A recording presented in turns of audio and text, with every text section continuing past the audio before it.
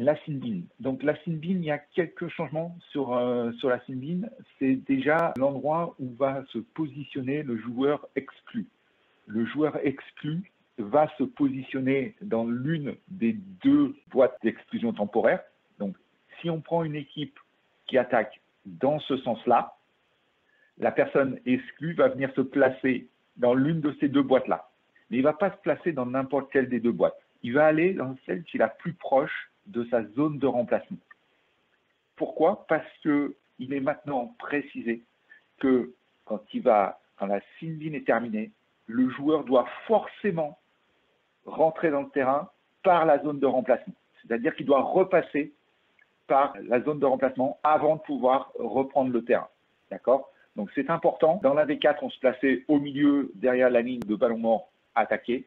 Maintenant, on va venir se placer. Donc si on a toujours notre équipe qui attaque dans ce sens-là, qui a cette zone de remplacement, il viendra se placer dans ces espaces-là. Ces espaces-là ne sont pas matérialisés au sol. Donc c'est de la responsabilité des joueurs de se positionner au plus proche de la ligne, qui est normal puisque comme on va leur imposer de repasser par la zone de remplacement, tout le temps gagné sera bien. Donc ils vont venir se placer ici.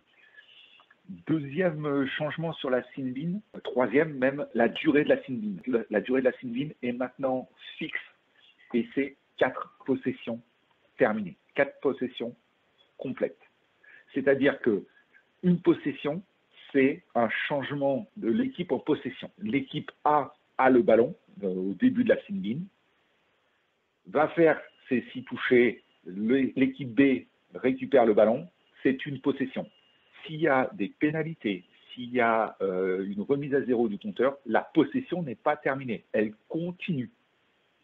Donc la seule clé pour terminer la possession, c'est bien le ballon qui change d'équipe. Ça, vous allez vous apercevoir que c'est très long, 4 possessions. Par rapport à ce qu'on avait l'habitude d'avoir, 4 possessions, c'est très long. C'est 2 attaques et 2 défenses complètes. Il y a une autre subtilité, notamment pour les équipes qui jouent en mixte.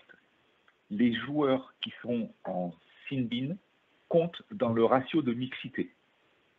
C'est-à-dire que si on a un homme qui est envoyé en Sin-Bin, on n'a pas le droit de faire sortir une femme pour le remplacer par un homme de manière à avoir 3 hommes sur le terrain de jeu, puisque le joueur en Sin-Bin est comptabilisé comme un joueur de champ.